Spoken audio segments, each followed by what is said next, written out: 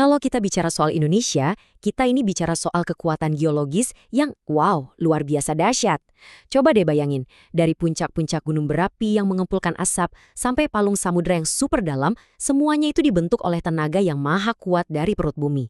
Nah, kali ini kita akan bedah bareng-bareng apa sih rahasia di balik mesin raksasa yang nggak pernah berhenti membentuk ulang kepulauan kita ini? Oke, kita mulai dari yang paling kelihatan di depan mata kita dulu ya. Lanskap alam Indonesia itu ibarat panggung raksasa yang menampilkan pertunjukan geologis paling dramatis di planet ini. Lihat deh betapa megahnya Gunung Semeru ini. Puncak-puncak kayak gini tuh tersebar di seluruh Nusantara. Ini jadi pengingat konstan buat kita semua kalau ada energi raksasa yang lagi tidur tepat di bawah kaki kita. Terus ada juga pemandangan seunik ini, Danau Tiga Warna Kelimutu. Ini juga hasil karya gunung berapi loh. Tiap warnanya itu menceritakan kisah geologisnya masing-masing. Ini jadi bukti gimana kekuatan yang bisa merusak, ternyata bisa juga menciptakan keindahan yang luar biasa. Gimana ceritanya ya? Nah, jawabannya ada di depan. Nah, ini dia nih biang keladinya.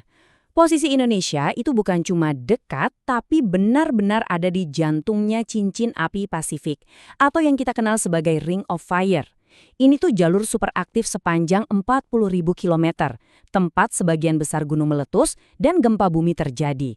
Kalau lihat di peta, jelas banget kan, Indonesia kayak dikepung. Dan ini bukan cuma teori ya, angka ini bukti nyata, 127. Yap, itulah jumlah gunung berapi aktif yang terus dipantau di Indonesia. Ini menjadikan negara kita laboratorium alam terbesar di dunia buat para ahli vulkanologi. Angka tadi jelas bikin kita mikir kan? Kenapa harus di sini? Emangnya apa sih yang terjadi di bawah permukaan tanah kita sampai bisa menciptakan begitu banyak api dan guncangan? Jawabannya ada pada sesuatu yang ukurannya masif, gerakannya pelan banget tapi kekuatannya luar biasa. Namanya lempeng tektonik. Coba bayangin aja permukaan bumi kita ini kayak cangkang telur yang retak jadi potongan-potongan puzzle raksasa yang nggak pernah berhenti bergerak. Jadi, bumi kita ini permukaannya terpecah jadi beberapa lempeng raksasa. Nah, yang bikin Indonesia ini super spesial adalah karena negara kita jadi semacam arena pertemuan 3 lempeng utama sekaligus. Ada lempeng Eurasia dari barat laut, lempeng Pasifik dari timur laut, dan lempeng Indo-Australia yang terus-terusan mendorong dari selatan. Bener-bener pertemuan 3 raksasa. Interaksi antar lempeng ini setidaknya ada 3 jenis. Yang pertama dan paling dramatis itu namanya konvergen. Ini terjadi pas 2 lempeng bergerak, saling mendekat, terus tabrakan. Bayangin aja 2 mobil tabrakan, tapi dalam gerak super lambat selama jutaan tahun. Tabrakan konvergen kayak gini nih yang melahirkan pegunungan tertinggi di dunia, Himalaya, dengan puncak Everest sebagai rajanya. Energi yang persis sama juga yang menciptakan deretan gunung berapi di sepanjang Indonesia. Bukan cuma itu, pas lempeng samudra yang lebih berat nyungsep ke bawah lempeng benua, dia menciptakan palung laut terdalam di dunia. Palung Mariana yang dalamnya sampai 11 kilometer. Yang kedua, ada gerakan divergen. Ini kebalikannya. Jadi 2 lempeng malah bergerak saling menjauh. Nah, celah yang kebentuk itu diisi sama magma dari bawah yang mendingin dan jadi daratan baru. Proses inilah yang menciptakan pegunungan bawah laut raksasa kayak punggung tengah Atlantik. Dan yang ketiga, namanya transform. Di sini, lempeng-lempengnya nggak nabrak atau menjauh, tapi saling gesek ke samping, secara horizontal. Gesekan yang super kuat ini numpuk energi yang kalau tiba-tiba lepas, ya terjadilah gempa bumi. Contoh paling terkenalnya itu patahan San Andreas di California yang jadi penyebab banyak gempa di sana. Oke, jadi kita udah tahu nih kalau lempeng-lempeng ini bergerak dan saling berinteraksi. Tapi, ini kan jadi nimbulin pertanyaan lagi yang lebih dalam. Apa sih yang mendorong potongan kerak bumi segede benua ini buat gerak? Mesin macam apa yang ada di perut bumi? Biar gampang kita bisa pakai analogi yang sederhana banget. Telur rebus. Kerak bumi, tempat kita tinggal, itu tipisnya kayak cangkang telur. Di bawahnya ada mantel yang tebal dan agak lunak, mirip putih telur. Terus di pusatnya ada inti yang panas dan padat, persis kayak kuning telurnya. Nah, analogi telur tadi itu ngebantu kita ngebayangin struktur ilmiahnya.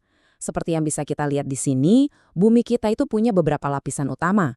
Ada kerak yang tipis dan padat, terus mantel yang super panas dan kental, inti luar yang wujudnya cair, dan inti dalam yang padat banget karena tekanan yang luar biasa. Yuk kita lihat datanya lebih dekat. Coba perhatiin, kerak bumi itu tipis banget loh, maksimal cuma 70 km. Sekarang bandingin sama mantel yang tebalnya hampir 3000 km. Jauh banget kan? Terus suhunya, ini yang gila.